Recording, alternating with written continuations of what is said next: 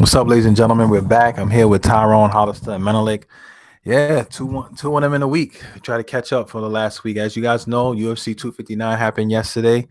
Tyrone got all his predictions correct. I think we all got ours kind of correct, except for the last fight with Israel Adesanya. But I just wanted to mention something real quick. So real quick, that's funny, and this is like a totally off kilter. So just bear with me. I was talking to my brother Menelik earlier, and I forgot how it came up. We was talking about like Popeye's chicken sandwiches and like how people were fighting and stabbing and killing people for a sandwich. Can you believe that? Like for a sandwich, like that. What have we come to as a society that people getting stabbed and smirked off a sandwich? And the sandwiches, it was good, but it wasn't that serious. So I just want you guys to think about that. I know it's very random, but I just had to get that off my chest. But anyway, as we know, we're gonna talk about the main fights. Shout out to Dominic Cruz. He won his fight. It was a split decision.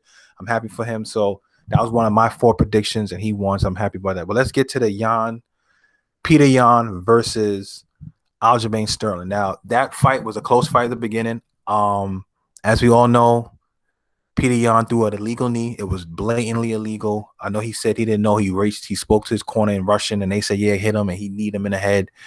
And Peter Yan lost his title to Aljamain Sterling that way. I know Aljamain was upset and was crying and said he didn't want to win it that way, but he's the champ. I said, look, take it. You know, you're the champ. It's unfortunate. Just come back and fight him again. And not for nothing, I believe that, he was just too excited and too hyped that kind of like threw him off. And that's why he kind of gassed himself out. So, but that being said, though, I was saying to Malik, and I'm going to get you guys' opinion on this, that I felt that Aljamain, because, the referees are like, no coaching. Because at that point, he was trying to get back up and all that stuff like that. And most people feel that the honorable thing to do is to continue to fight. But if you got kneed in the face, concussed like that, you shouldn't fight. But I felt a little bit of it. I'm happy he won. But I felt a little bit of it was a little bit of like overreacting. And that's the narrative now. So Peter Yan said the same thing. A lot of other MMA guys saying that he was fronting. Like he came, he did the crying thing. He had the belt. He actually sat down and had a meeting with like Joe Rogan after the fight instead of just getting carted away. If that was me, even if I was kind of okay, I'll take that belt, act like I'm yoked up, and I'm out of there. I ain't talking to nobody. I'm getting out of there with that belt, and that's it. We'll worry about everything else later. So I wanted to get you guys' opinion on that fight. Do y'all think he was faking? Do y'all think it was legitimized? Do y'all think he should have got the belt that way? What is your opinion? Tom? Go ahead. I don't know. I don't know. You can't really tell when someone's faking or serious. The only way you could tell is if they tell you, or the only person that really knows is the person that it happened to. So I can't really tell. I find it similar. Like I know a lot of times I like to compare things with boxing, but Roy Jones Jr., when he in his prime in the early 90s and mid 90s and everything, he was undefeated. He fought a guy named Montel Griffin when he was undefeated. And in that fight, he was dominating. And in the 9th round, he had him hurt. Montel Griffin goes down to a knee, and Roy hit him twice after, and he got DQ'd. It was his first loss. It was a disqualification. Now, Montel got hit, and then he fell down, and Roy didn't hit him real hard, but he gave him 2 little taps. And Montel, I mean, they acted like they had to carry him. They had to put him on a stool. Like he basically milked it until Roy was considered disqualified and everything like that. So that's like always a famous disqualification. And I always used to say Montel was faking it because Roy didn't even hit him that hard, and he milked it. I saw a clip of the fight yesterday, a couple of clips. So I didn't see it because it was on pay-per-view. But I'm just basically giving you like a comparison with that situation. I have to look at it and see. But I'm just basically giving you my opinion on what I think about people on faking. Like the only person that knows is them. Yeah. So I'm not sure. I have to look back at it, and maybe I could bring it up on the next show and see if Okay. But I just by hearing y'all talking about whether he was faking, it just brought up that to me. So that's why I brought up the Montel Griffin Roy Jones fight. All right. Yeah. All right, Hollister. Yeah, when I saw the knee to the head, it was brutal, yes, and also I feel like the UFC should have been like, all right, the fight is a draw, let them run it back and have a definite winner for sure instead of having somebody. I never knew you could lose a title like that by DQ. Cause when they awarded him the title, I was surprised by that. But Yeah, Aljamain, we don't know if he was Yeah, they faking or not to say, but at the end of the day, he knows what that felt like when he got that knee to his head. I mean, it looked like he was out, and it looked like he was trying to get up again to go fight again. Who knows? But and then like when he was talking to Joe Rogan was trying to cut him off, saying like, "Yo, you got the medical team want to see you," and Aljamain wanted to keep talking. He's like, "Oh, can I say one more thing?" With the whole crying situation, but Peter Yan, I feel like he has a lot of experience. He knows all the rules already. You're gonna do illegal knee, like come on. yeah, I feel like he might have did that because he was, Aljamain was probably getting to him. He couldn't stop him in a sense, but hope when they run it back, hopefully yeah, no issues next time like this happen and yeah, we get a good yeah, clean fight with no illegal this or that. And his yeah, corner is kind of suspicious too because Khabib was getting on his corner too about that because he yeah, was saying something in Russian and Khabib understands that. I forgot yeah, exactly what he said, but yeah. he was This, kind of sketchy. yeah, that's to add to what you were saying, and I'll let Melly go. And if Mm, you're finished, what Khabib said he heard was that he out like Jan was yelling to the corner, "Can I hit him in this position?" Right, and the corner said yes, and that's why he did the knee.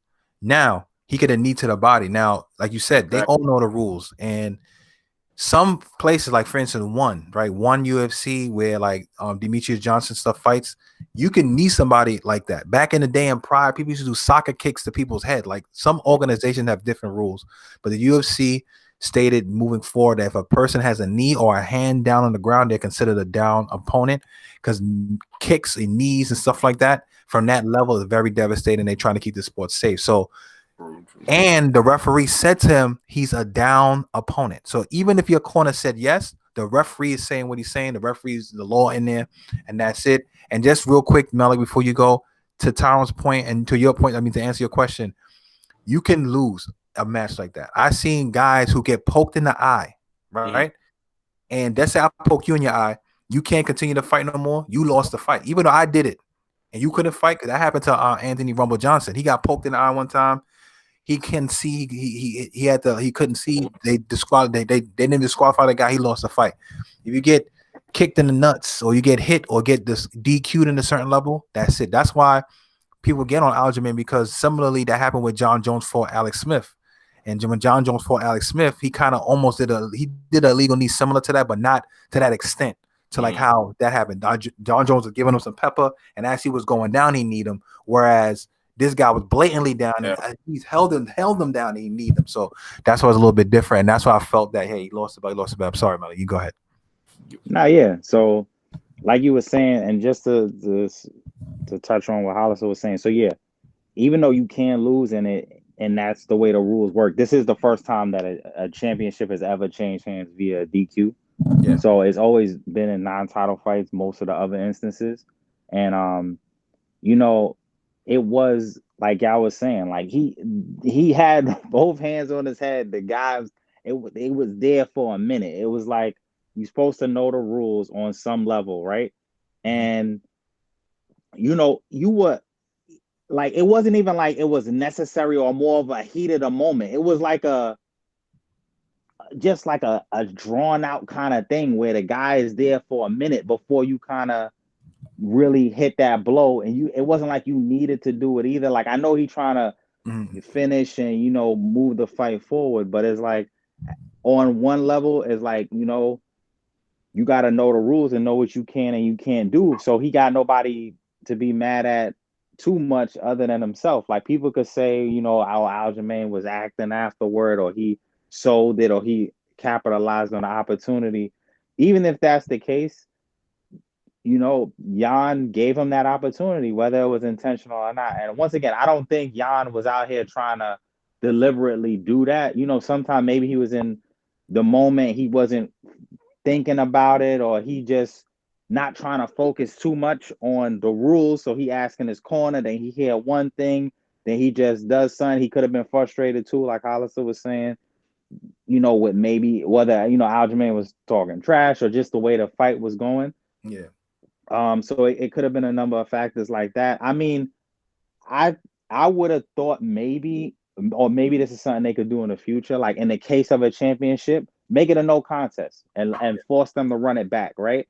Yeah. Because as you can see, I mean, maybe that could have been part of the Oscar performance, right? But Aljamain was upset, like that he won that way. Who want to get knocked out practically by a knee and become champion? Like you like, oh, I'm a champion. Like you you can't really boast about that. Granted, no one's taking the guy. He prepped, he worked hard, he became the number one contender, and it happened. He ain't choose for that to happen, and he started out the fight pretty good. And it was, there was some back and forth, going on. Like ultimately, at that point, Jan started taking a little more control a little later on, but Aljamain was still in the thing. So, I mean, obviously, I think that's what they're gonna do, run it back, and I think that's the fair thing for all sides. And I mean, yeah, Jan is gonna have this loss on his thing, but at least he'll get that opportunity, and at least Aljamain get to be a champion, whether he loses the rematch or not, or no matter what happens. And at the end of the day, I think he was at least somewhat legitimately hurt, because knees like that ain't no joke. Yeah. He could have, once again, he could have sold it, and capitalized on the moment. Like his corner, the team could have told him, like, yo, stay down, or oh, you could get the belt, whatever the case may be. Yeah. And he chose to do that. But initially, he definitely was at least hurt by it. Once again, he might have sold it up, but I do think he was legitimately hurt, even if he might have, dragged it out. So yeah. Yeah, and I agree with you, man. And just to be quick on that, so we can move to the next one, is like, it doesn't matter if he was hurt or not. The knee is illegal, period. And I know, I'm not a fighter, I train and stuff like that, but I'm not a fighter. And I understand, like, by the principle and the pride, you don't want to win that way. Like, I wouldn't want to win a championship over disqualification in basketball. But at the end of the day, it's not my fault. If he threw the illegal knee and he hit them, that's on him. He had the warning. It wasn't like how he was doing a combination and it happened. He was holding them down. Aljamain was kind of like prepping to try to find a good way to come up, and he need him. He straight up and down, he need him. Yeah, he might have milked it a little bit, because I do feel sometimes Aljamain's a little like kind of like cringy sometimes, the stuff he be saying and doing. He kind of socially awkward, whatever. But at the end of the day, even if his corner was to tell him to milk it, so what? I would do it too. You're the champ now. You get a better pay for you and your family. Take care of your family. You're going to run it back. And like Malik said, and what we all said, that fight was a close fight statistically. And at the very beginning, Aljamain was peppering Jan and had him backpedaling. The problem was Aljamain was so like amped up that he got himself gassed based off the emotions. And I feel that now he got that under his belt. He has the belt. If they fight again, it would probably be a little bit more fluid, a little bit better. So with that being said, more props to him. Let the people hate. He the champ. Peter Yan should have known better. It is what it is. I do agree. Maybe they should kind of shift it from that. But at the end of the day, the referees go over the rules before you fight anyway. So it is what it is. But moving on, this one's going to be very quick. I know I sent the text in the group chat, and I was like, yo, man, I have a nagging suspicion about Amanda. Even though I know Amanda is nice and I wanted to win. Just ridiculous. And then Tom like, yo, man, what are you talking about? And like, as soon as Amanda got in there, she murked this chick like within a minute. And I said I was tripping. And Tom's like, yeah, you was tripping. You know what I'm saying? So shout out to the GOAT. The female GOAT, and who knows, maybe eventually she could become the GOAT, because the way she wiping out these people. Amanda Nunes, like I said, the only person that ever gave her comp was Valentina Shevchenko at 135. And even the second fight they had, I felt that Valentina won, and then the Lioness didn't win. And that's the only person based on her skill set that ever gave Amanda any kind of like comp. So who knows? I'm pretty sure that the 145 division probably gonna get murked and get wiped out, because there's nobody in that division for the fight, and most of the girls hover around 135.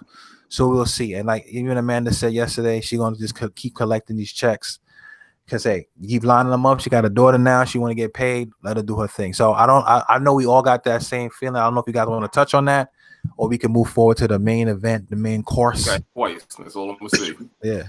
What happened? She got hit twice, and that was it. Like that's it. You know what I'm saying? Listen. There was never any doubt with me. Never any doubt. I didn't know who this Megan. I mean, she had nice little highlights, but come on now. This is Amanda Nunes. Stop it. Like I never doubted it. I'm surprised it even went 2 minutes. To be honest with you. 2 minutes and 2 hits. She got because when she got hit with that first one, I was like, and then she got hit with she like a damn headlight, and that was it, man. And she got that was the one. That was the one that I actually got to watch on YouTube today. So I looked at that and I was just like, this, like she just wiped out 2 divisions. I'm sorry, I don't know. Then I don't know if she can. Yeah, maybe she could fight Shevchenko again. I don't know, just to do it, but I don't think that'll. Because now they both champs. But she'll probably have to move up. I don't think Amanda's gonna come back down. Nah, Amanda will fight at 135. Cause remember, she's defending both titles, so they trying to get a quick turnaround and have a fight at 135 again. I think if anything, they'll make it like how, which is a good segue to the Jan versus catchweight. Yeah, Israel Adesanya will make her because she fought. Valentina used to fight at 135 before they made a 125 division, and she became the champ. She used to be a contender in 135, but she lost twice to Amanda. The second one was controversial, and the first one was very close. Second one that was closer, if not Valentina won, and people was like they felt that Valentina won that fight, and that's why they did the other stuff, and she had the 125 champ. So I think they'll try to do another like champ type of thing again for her and see what she can do, but we'll see. Malik, I don't know if you want to say anything about it, or we can. Nah, I mean, y'all covered it. I mean, yeah, she did her thing. She showed that she really is that GOAT. I mean, line them up, she keep taking them out, and you know, she doing her thing, man. Nobody can say nothing until she stops doing it, and who knows when that will happen. So that's true. So now moving to the main course, we got Jan Blachowicz versus Israel Adesanya. Now you know Malik Hollister and I, we wanted Israel to win. I like Israel Adesanya. I mainly wanted to see the John Jones versus Israel Adesanya fight. Unfortunately, he lost the decision. He did look good, but he didn't look like that dominant performance that he did against, like, you know, all the guys in his division. And I felt that the quirkiness of both fighters kind of like prolonged the fight. And I felt that he was catching them because Jan even said, like, yo, man, I thought he would be a lot faster and hit softer, but he hit harder and it was a little bit slower. And I think once Jan decided, like, yo, I can't stand with this cat anymore, let me try to take him down, it showed a whole nother ball game with that size. That size advantage is different. Like, and Tom said this yesterday. In boxing, it might not be that much because you're just using your hands and the power, and you know, you can rope a door, whatever. When you got a grapple and somebody hanging on you and you getting kicked and you getting in these positions, is tough. And I have to say this, even though Dana White did say that fight with John Jones is probably not going to happen anymore. If John Jones was fighting Israel Adesanya and he had those positions that Jan had, that fight would have been over. John Jones would have submitted Israel Adesanya, and John Jones probably would have murked him. And when it comes to the wrestling, John Jones is a beast, super strong, and his submission game is way better. Israel is like almost like Anderson Silva, where it's like, yo, he's nice with the hands, he's nice with the technique and the striking, but when you get into that realm with the grapplers, it gets tough. I always said, man, me and my boys always say this: wrestlers are like the prime people to get into MMA because they can dictate where the fight goes because they can control takedowns and they can also control the grappling exchanges. And then you got the jiu-jitsu guys, and then you got the people who throw their hands. So it is what it is. But I just want to get you guys' opinion on the fight and what y'all thought about it, and then we can move on to the next topic. Yeah, I feel like Izzy got to work on his takedown game and his takedown defense for his, for his next upcoming fights, because people gonna look at that like, oh, this is how we could get him. Congratulations to Jan Blachowicz. I like him as a fighter. I wish Izzy would have won so we could have seen the super fight like everybody else, but it's not gonna happen. It is what it is. But the two good fighters, Izzy caught him a couple times. He showed that he could, he could try to compete with them, but he said he'll be back at some point in his career, but he got to, work on, take this loss of a motivation and continue to get better. Yeah. Menelik? Yeah, just to kind of piggyback off what, Hollister was saying, like at the end of the day, Izzy knew he was taking a risk by going up in weight. And once again, he didn't even go up the full weight. And like, Tom was saying yesterday, that definitely played a factor, especially when he had to, carry his weight at a point, or when Jan did get the takedowns, he was able to, keep him on the mat long enough, which kind of fully solidified the fight in the judges' minds and overall. Because I mean, Izzy was doing well on the feet. And Jan even felt like he would have knocked him out, and he didn't do that. He got caught by a good bit of the stuff Izzy was doing on the feet. So Izzy did show that precision, that time, and that ability to maneuver. Right, and his takedown defense isn't terrible, but Yeah. you got to be elite when you're dealing with somebody bigger than you. And I think because normally, Izzy is able to deal with it a little bit better in his normal division, but I think that extra weight on Jan definitely also contributed to Izzy having a little more difficult time in that way. But Yeah. I mean, I think he'll get focused, work on that aspect of his game, and yeah, some of the mystique is gone, and we're not going to necessarily get that fight. But you can't really knock Izzy. I mean, he took a risk, and like he was saying, dare to be great. Yeah. Who at their prime, with no losses, with this, with that, would take that risky of a fight. He could have waited a little bit longer and then did it. So he did it right now where he was still rising, and for him to do that, it showed he was willing to put himself out there and believed in himself. And I mean, I think he will probably get back to that division at some point and probably make some noise, and it'll be a learning experience. So I mean, yeah, he didn't get the win, and no knock to Yan. He's showing more and more that he legit. He got his power, he had his resurgence, and we'll see what he does in the division as well. Yeah. Tyrone? Yeah, it kind of went how I thought because of the weight gain. Yeah. Um, I know everybody was picking Izzy, but sometimes you have to pay attention to those little things, and that was alarming to me from a couple of days ago when I found out that he was going to try to come in even at 190 something. So I was kind of alarmed by that. And no matter how talented you are in MMA, like you said, Michael, if your wrestling game is on point, you're usually the one with the edge.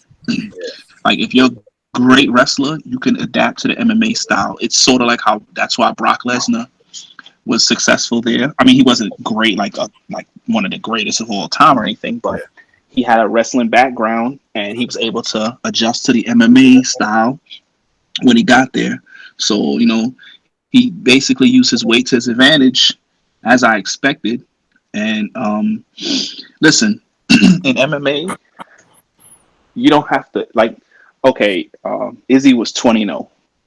A lot of times, in certain sports, I don't want to keep bringing boxing up, but people make a big deal about being undefeated in boxing. And some guys, they like to fight certain fighters to protect their record. That's the beauty about MMA. Like, he took a chance. He went up in weight, undefeated, knowing that he was going to have a weight disadvantage, and he risked his O to try to, be great. Like you said, dare to be great. In MMA, being undefeated means nothing. Amanda Nunes is the GOAT. She has 4 losses. A lot of these guys, DC, he got a couple of losses. But that's not going to change their legacy. Yeah. Like in boxing. So it's okay. This is not going to knock him off the pedestal that he was on. He's still the king at 185. And so he's still the king there. He's the cash cow there until John. Well, I think John's going to heavyweight. So, and I don't think after this performance he's going to even be mentioned in the same breath as John Jones right now as far as fighting him. But in MMA, it's like I said, in MMA, undefeated means nothing. He's still a popular name. He's still going to continue to grow and get better. And this is a lesson learned. He can learn from this. So I think he'll be fine. It's just a little bump in the road. He'll come back in a few months or so. He could come back and regain the momentum that he had before. So congratulations to the champion on a good victory, and Israel will be back, so nobody should worry.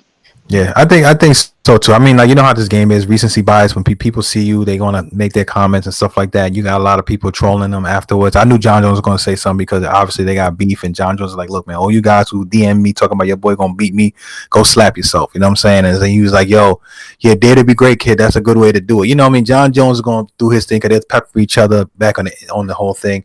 Then you got people in Izzy, weight class like Paulo Costa and them trying to talk trash. Paulo Costa shouldn't say nothing. He got murked. Shouldn't say nothing. And I agree with you. When you fighting in your weight class is different, a little bit different. And I think that Izzy is going to come back down there, do his thing, and still reign supreme in his division. I think that he'll have to make a conscious decision like how John Jones did, which is to like really put on some like a little bit more muscle, get your wrestling game a little bit better, and do your thing. And I think something was, I'm not trying to say something up, no excuses, but he was catching him. He took some of that Polish power, he ate it, took a good couple of good shots. He was able to, do his thing. It's just that, like I said, when it comes to the wrestling and the grappling and that weight division, because he was doing the proper technique to explode and get out and being technical. But like Malik said, and you guys said, if you ain't really flawless on it and you ain't elite on that ground level, it's going to be difficult. Same thing happened to Connor. Connor's not really elite. He learns, but it's like you're learning a skill that these guys have since they were young. Like Jan, he's a black belt in jiu-jitsu. He's going to wrestle. He can grapple. He knows that that's what the division is, and they had to get that skill set because the king in the mountain of 205 was John Jones, and they needed that skill set. So they had to develop the skill set to get to that point to fight him. You know what I mean? So that was their goal. So that's why things are a little bit different on that level. But I do agree with you. I do think that Israel's still a great fighter. He got the like he said, he went out there, took the risk based on what his team was telling him. He might not want to do it, but he probably like, look, I trust my team, and this happened. Who knows what's going to happen now with the shakeup with the team, or maybe like, yo, stop making these like, these epiphanies that I could do these different things. Let me just take it one step at a time and kind of mess up his timeline. But we'll see what happens. I think that if he get back on the tear, and he might come back up and fight somebody and beat them, and maybe they might fight John Jones. But at this rate, I don't know. And then also, speaking of John Jones news real quick before we go into the basketball stuff, is that I know that, is he from Nigeria? Usman from Nigeria, and you got Ngannou, who's from like Cameroon.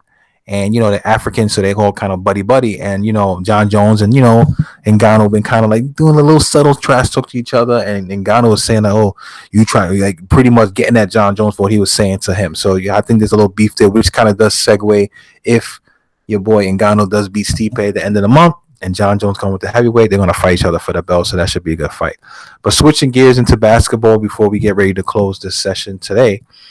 Shout out to Blake Griffin. He made a hell of a decision for his career to sign with the Brooklyn Nets. I know a lot of people are like, oh, the Nets, they got to win the championship. Oh, please. They got so many stars on their team. Look at the starting four. It's an all-star team. Whatever. Shut up. All right? We worked hard. We made the destination a place that people want to come to, and I'm glad that Blake Griffin made the decision to come and play there. And hopefully he's successful. He's also on my fantasy team, so we'll see what happens. So shout out to him. Shout out to the Brooklyn Nets. But segue into the All-Star game. Unfortunately, tonight, Joel Embiid, Ben Simmons won't be playing tonight because why? They went to get a haircut, and the barber had COVID, and they were in COVID protocol, so they're not going to play tonight. I do personally think, and I know we talked about this off air, and we also talked about this a few weeks ago too. I mean, yeah, I understand the cause for the All-Star game, and I'm hoping that is a good cause. I hope that everything works out. But I mean, at the end of the day, the way they kind of jam-packing everything in, we could have dealt without it, to be honest with you. I'm going to go home and watch it. I want to see Zion and them play. I'll watch it. But at the end of the day, all the star players ain't playing. Half of them hurt. What's the point? So, yes, you guys can piggyback and dovetail on that, and then we can get ready to wrap. I want to congratulate Mike Conley for finally being named All-Star, even though it was a replacement, but yeah, he never got 14 or 16 seasons, and he's now an All-Star. Yeah. Congratulations to him. Currently, right now, the skills challenge is on. The All-Star game, they, like you said, Michael, they could have did without it. They worried about COVID. They're in Atlanta. There's a lot of, we have all these events in one night. There's a lot of contract potential cases too, and all these parties. And we all know Atlanta is known for partying. Clubs, lemon pepper, wing, Lou Williams, and all that stuff. So, just to say something real quick, I just saw something on Instagram where some girl put like a GoFundMe to get herself because she says she's trapping Atlanta for all the parties. She's trying to get back home. Like, what kind of dumb stuff is that? Like, you out there to meet basketball players and get turned out probably, and now you talking about you can't get your way home. This is the kind of stuff they're dealing with. So I won't be surprised. There'll be a lot of COVID tracing with these players afterwards. But go ahead, you can finish your statement and then tire them out. Yep. Yeah, that was pretty much it. Hopefully everybody's okay with being in Atlanta with all these events cramped up in one night and the parties in it. Hopefully everybody's okay. That's pretty much it. Everybody that's going to watch the game, enjoy it and enjoy the festivities. And that's it. Stay safe. Yeah. Tyron and Malik. I don't care about no All-Star game, man. Care about this game. My son wants to watch it, so I'm gonna watch it with him. I haven't watched an All-Star game in probably like 15 years. I think Mike's last one was the last time I really paid attention. It's more like a clown show and everything. So everybody. I remember one one time there was a play and I forgot who had the ball and Steph Curry just literally like laid down on the court. Like I was like, this is it was ridiculous, man. Like it's a show now. Like I get it. They want to entertain and be careful. They don't want to get hurt in an All-Star game. But Jesus Christ, at least try. I mean, it looked like they did last year, but I think they just did that just for Kobe and all that. So it's not like they really want to try hard. They don't really want to be there right now, which I agree with. I've for years since I stopped watching the All-Star game, I've always watched the All-Star Saturday night. Like that's really my All-Star game. I kind of tune it off after that. So I don't really care about the All-Star game, but I watch because my son wants to watch it and he likes a lot of the, he's pretty new to basketball now. So he likes all the good players. So what better way to see all the good players at the same time? Nothing, it's the All-Star game. So, they're all there at once. He could see them and enjoy it. I'll watch it with him. I'm ready for them to get back the season going because I have another fantasy championship to win. I ain't got time for all this. Michael's excited about Blake Griffin. I don't know why he's excited about Blake Griffin. I just think that a lot of people are working well with my team right now, so we'll see what happens. That's all I got to say about that. Right? Yeah. Sure. Oh yeah. Nah. I mean, I like how you cut me off, but it's all right. Well, I didn't know you said it. My bad. Nah. I was gonna keep throwing it in your faces. So that's all right. But yeah. I think Blake Griffin, especially not being probably tasked with too much responsibility with who we got on the team, he could be a good fit for them, and we'll see how that goes. I mean, then as far as the All-Star stuff, like.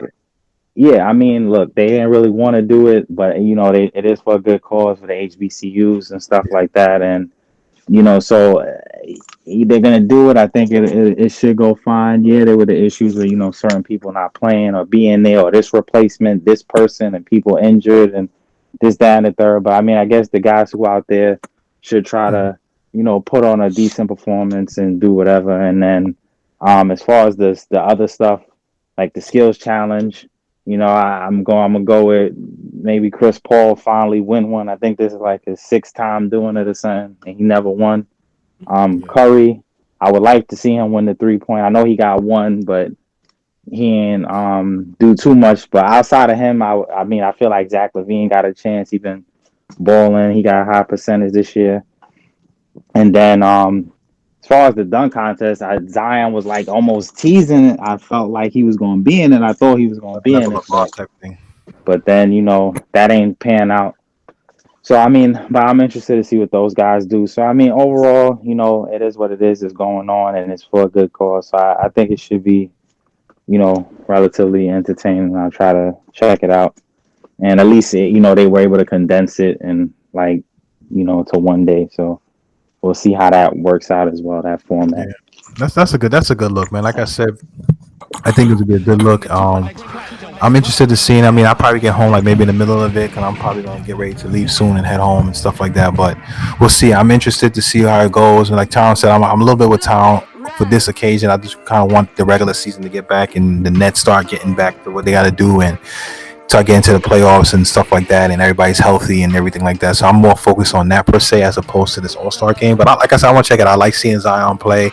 I can't catch all of his games. I missed quite a few Nets games because on my schedule and different things like that. So it'd be kind of fun to see. Like I said, it's not the same with like people like KD and like Ben Simmons and Embiid and Devin Booker and a lot of the guys who are all-stars who are not playing. I'm not hating on Mike Conley and everybody else who was able to fill in those spots. They got their chance. They deserved it. But at the end of the day, it's like, if those other guys ain't playing, it's not really, as exciting. Like Tom said, after a while, the game just look like, they're just doing like, you score. Now you're my turn. You score. Like my turn. Like, it's like there's no kind of like competitive. Like when I used to watch All-Star game back in the 90s and stuff like that, when Jordan was playing, it was more competitive, it was more ego to it.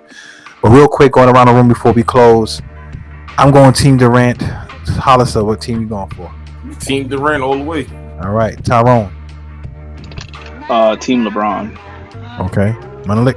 And I'm gonna go Team LeBron. All right, right down the middle, Team Durant. Team Durant is funny because the way I'm not sure it's gonna come out like this when I upload it, but like on my screen it got Hollister and myself on one side, and then Tyrone on another on one side. So it's like it kind of makes it like even and perfect. But anyway, I want to thank you guys again for watching and listening to the podcast. I want to thank Tyrone, Menelik, and Hollister for joining me tonight.